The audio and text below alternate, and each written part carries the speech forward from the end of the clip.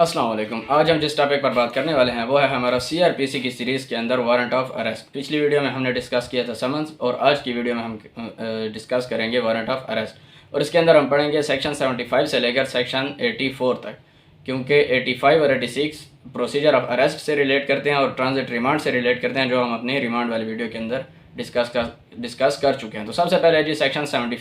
75 के अंदर वो बताते हैं कि फॉर्म ऑफ अरेस्ट कैसे होगा, वारंट ऑफ अरेस्ट का फॉर्म कैसे होगा। तो वो कहता है कि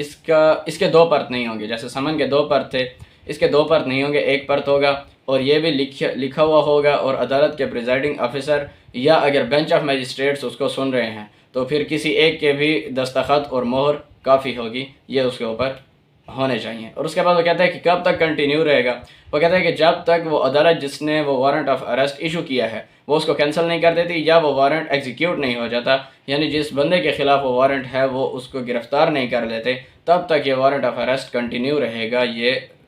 अमल में रहेगा, इसके ऊपर इतलाक़ इसका हो सकता है। उसके बाद है जी सेक्शन 76 और इसके अंदर सिक्योरिटी की बात है। ये हमारी 85 और 86 जब हम पढ़ रहे थे रिमांड वाली वीडियो के अंदर तो इसके अंदर भी इसका बार बार जिक्र आ रहा था, तो हमने कहा था कि इसको हम अपनी सीआरपीसी की सीरीज़ के अंदर जो हम वारंट ऑफ अरेस्ट पढ़ेंगे तो उसके अंदर डिटेल से पढ़ेंगे। तो आज हम इसको पढ़ते हैं कि वो कहता है वारंट ऑफ अरेस्ट दो किस्म के हो सकते हैं, एक तो काबिल ज़मानत और दूसरा नाकाबिल ज़मानत। अगर तो नाकाबिल ज़मानत है तो फिर तो जब भी पुलिस या जो भी बंदा जिसको वो दिया गया है वो उसको उस बंदे के ख़िलाफ़ को जब गिरफ़्तार कर लेगा तो उसको लाजमी ही अदालत में ले आएगा और उसको छोड़ नहीं सकता। दूसरा होता है काबिल ज़मानत वारंट। अगर उस बंदे का काबिल ज़मानत वारंट है तो वो जब उस बंदे को गिरफ़्तार करेगी पुलिस या कोई भी बंदा तो फिर उससे ज़मानत लेकर उसको वहाँ पर छोड़ दिया जाता है। और ज़मानत कितनी होगी, श्योरिटीज़ कितने होंगे और किस वक्त उसने अदालत के सामने पेश होना है, ये उस ज़मानत वारंट के ऊपर अदालत लिख कर देगी। और जब भी पुलिस उसको पकड़ेगी तो वो उसको दिखाएंगे और फिर उससे वो ज़मानत लेकर 1 लाख 2 लाख जितनी भी अदालत बताएगी तो उसको रिहा कर दिया जाएगा कि आपने फ़लाँ वक्त में अदालत के सामने मौजूद होना है, आपने अदालत के सामने लाजमी आना है। और उसके बाद वो कहते हैं कि जो भी श्योरिटी और जो भी ज़मानत, जो भी वो ज़मानत के पैसे वो लेंगे पुलिस वाले या जो भी बंदा, तो वो अदालत में पहुंचाना उनकी ज़िम्मेदारी होगी। और ये एंडोर्समेंट लिखना अदालत की डिस्क्रिशन है, अदालत के ऊपर मैंडेटरी नहीं है कि अदालत लाजमी लिखेगी, अदालत की डिस्क्रिशन है।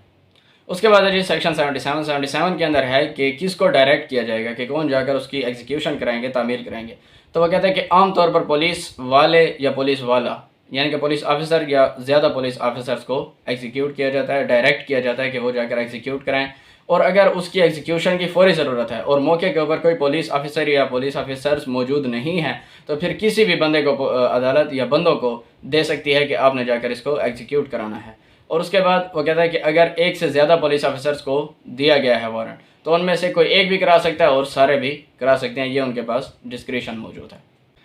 उसके बाद जी सेक्शन 78 के अंदर वो कहता है कि मजिस्ट्रेट फ़र्स्ट क्लास अपने उस हदूद के अंदर जो कोई फार्मर्स हैं,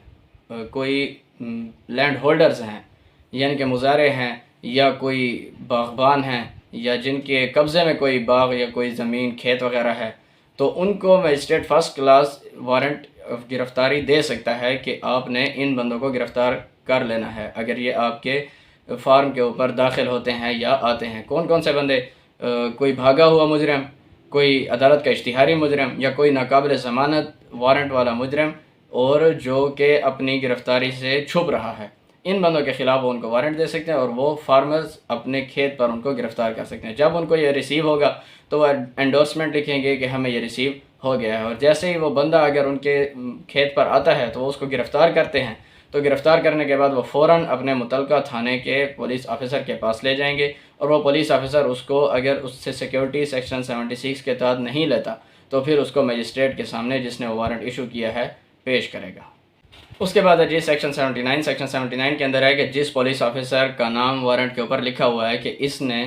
इसको गिरफ़्तार कराना है और इसने इसकी एग्जीक्यूशन करानी है तो वो किसी और पुलिस ऑफिसर को भी वो दे सकता है और वो जाकर उसकी एग्जीक्यूशन करा सकता है। सेक्शन 80 के अंदर है कि अगर कोई पुलिस ऑफिसर जब उसको गिरफ़्तार करने जाएगा, जिस बंदे को गिरफ़्तार करना है, तो उसको बताएगा कि मेरे पास आपके ख़िलाफ़ वारंट है और अगर वो चाहेगा तो वो उसको दिखा भी देगा अगर वो देखना चाहता है तो। उसके बाद सेक्शन 81 के अंदर है कि अगर जैसे भी जिस वक्त उसको गिरफ़्तार कर लिया जिसके ख़िलाफ़ वारंट है तो उसको बिला ताख़ीर اگر سیکشن 76 کے تحت سیکیورٹی نہیں لیتا وہ پولیس والا تو اس کو بلا تاخیر متعلقہ مجسٹریٹ کے سامنے لازمی اس کو پیش کرے گا۔ اور اس کے بعد سیکشن 82 کے اندر ہے کہ جہاں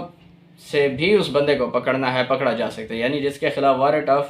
اریسٹ ہے اس کو پورے پاکستان میں کہیں پر بھی اس کا تعاقب کیا جا سکتا ہے اور اس کو گرفتار کیا جا سکتا ہے۔ یعنی کہ اگر اس عدالت نے وارنٹ آف اریسٹ ایشو کیا ہے تو اس کو کسی اور عدالت کی جورسڈکشن میں پاکستان کے کسی بھی حصے میں اس کو گرفتار کیا جا سکتا ہے۔ تو پھر وہاں پر گرفتار کرنے کے بعد کیا پروسیجر ہوگا، یہ ہم اپنی ٹرانزٹ ریمانڈ والی ویڈیو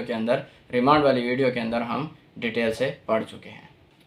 اس کے بعد سیکشن 83 کے اندر ہے کہ اگر کسی بندے کو ایک عدالت کی جورسڈکشن سے باہر کسی دوسری عدالت کی جورسڈکشن میں گرفتار کرنا ہے تو پھر یہ عدالت وہاں کے پولیس آفیسر کو بھیجنے کے بجائے وہاں کے مجسٹریٹ کو وہ وارنٹ بھیج دے گی، یا پھر وہاں کے ڈی ایس پی کو ڈسٹرکٹ سپرنٹینڈنٹ آف پولیس کو بھیج دے گی، اور وہ وہاں پر اس کی تعمیل کرائیں گے، اور ان کو جیسے ہی ریسیو ہوگا انڈورسمنٹ لکھیں گے کہ ہمیں ریسیو ہو گیا، اور جس طرح پروسیجر ہم نے پیچھے پڑھا ہے ہو سکے تو وہ اسی طرح اس کی تعمیل کرائیں گے۔ اس کے بعد ہے جی سیکشن 84 کے اندر ہے کہ اگر ایک پولیس آفیسر کو وارنٹ دیا گیا ہے کہ آپ جا کر خود اس عدالت کی اس جورسڈکشن میں جا کر خود ایگزیکیوٹ کریں، تو پھر وہ پولیس والا کیا کرے گا، وہ یہاں سے سیدھا اس وارنٹ کو لے کر وہاں کے مجسٹریٹ کے سامنے پیش ہوگا، یا پھر وہاں کے پولیس آفیسر جو کہ انچارج پولیس اسٹیشن کے رینک سے کم نہ ہو ان کے پاس لے جائے گا اور ان کو بتائے گا کہ میں نے یہاں پر ایگزیکیوٹ کرانا ہے، تو وہ اس کے اوپر اپنا نام لکھیں گے، اور یہ انڈورسمنٹ کافی ہوگی اس پولیس آفیسر کے لیے کہ اب وہ ان کی جورسڈکشن کے اندر اس وارنٹ کو ایگزیکیوٹ کرا سکتا ہے، اور اس کو چاہیے ہوگی تو لوکل پولیس بھی اس کی مدد کرے گی اس بندے کو وہاں پر گرفتار کرنے کے لیے۔ یعنی کہ بندہ یہاں کا ہوگا، پولیس انسپیکٹر پولیس آفیسر اس جورسڈکشن کا ہوگا، جا کر وہ بندے کو گرفتار اس جورسڈکشن کے اندر کرے گا، اور وہاں کی پولیس بھی اس کو اگر مدد چاہیے ہوگی تو وہ اس کی مدد بھی کریں گے۔ اس کے بعد ہے جی 84 کی سب کلاس 3 کے جیسے ہم نے پڑھا کہ اگر اس مجسٹریٹ کے پاس یا اس officer in charge of police station کے پاس اس کی انڈورسمنٹ کرانے کے لیے لے جانے میں دیر ہو جائے گی اور اس کی وجہ سے اس کی ایگزیکیوشن رہ جائے گی، یعنی کہ کوئی بندہ ہے اس نے بھاگ جانا ہے یا اس نے ایبسکانڈ کر جانا ہے، تو پھر ان دونوں کی مجسٹریٹ اور پولیس آفیسر انچارج کی انڈورسمنٹ لینے کی بھی ضرورت نہیں ہے، اور وہ پولیس انسپیکٹر یا وہ بندہ جس کو عدالت نے دیا ہے وارنٹ کہ آپ جا کر اس جورسڈکشن میں ایگزیکیوٹ کرائیں، تو وہ وہاں پر جا کر اس جورسڈکشن میں کہیں بھی جہاں پر بھی ایگزیکیوشن اس کی ضروری ہے وہ کرا سکتا ہے، بنا وہاں کے مجسٹریٹ کو بتائے اور بنا وہاں کے پولیس آفیسر انچارج کو بتائے۔ اگر دیری کا ڈر ہے، اگر اس بات کا خوف ہے، اس بات کا احتمال ہے کہ یہ بندہ بھاگ جائے گا ہمارے ہاتھ سے، تو پھر ایسا بھی ہو سکتا ہے۔ تو یہ تھا جی آج کا ہمارا لیکچر وارنٹ آف اریسٹ سے ریلیٹڈ، جس کے اندر ہم نے پڑھا کہ وارنٹ آف اریسٹ کیا ہوتا ہے، کیسے ہوتا ہے، فارم اس کی کیا ہوتی ہے، اس کی ایگزیکیوشن کون کراتا ہے، اور کن کن بندوں کا ایگزیکیوشن کے لیے ڈائریکٹ کیا جا سکتا ہے، اور ایگزیکیوشن کیسے ہوگی، قابل ضمانت وارنٹ کیا ہوتا ہے، ناقابل ضمانت وارنٹ کیا ہوتا ہے، اپنے جورسڈکشن کے اندر اس کی ایگزیکیوشن کیسے ہوتی ہے، جورسڈکشن سے باہر اس کی ایگزیکیوشن کیسے ہوگی، جب باہر جائیں گے تو کیا پروسیجر ہوگا، اندر ہوں گے تو کیا پروسیجر ہوگا، سارا ہم نے ایگزیکیوشن اور ہم نے وارنٹ آف اریسٹ کے بارے میں پڑھ لیا ہے۔ اس کے بعد ہم اگلی ویڈیو میں پڑھیں گے کہ پروکلیمیشن اور اٹیچمنٹ کیا ہوتی ہے، کہ اگر عدالت نے سمن بھی جاری کر دیا، وارنٹ آف اریسٹ بھی جاری کر دیا، اس کے بعد بھی بندہ نہیں آ رہا، تو پھر عدالت کے پاس کیا اختیار ہے۔ تو اگلی ویڈیو میں ہم پڑھیں گے کہ اگر کوئی سمن کے اوپر بھی نہیں آ رہا، وارنٹ کے اوپر بھی نہیں آ رہا، تو پھر عدالت اس کو اشتہاری مجرم قرار دے دے گی، اور پھر اس کے بعد عدالت کے پاس ایک اور حق ہے کہ عدالت اس کی پراپرٹی کو اٹیچ کر دے گی، لیکن کن صورتوں میں کرے گی، کب کرے گی، کس حد تک کر سکتی ہے، یہ سارا ہم اگلی ویڈیو میں پڑھیں گے۔ اور اس کے ساتھ ہم ایک اور بات یہ بھی پڑھیں گے کہ عدالت کن صورتوں میں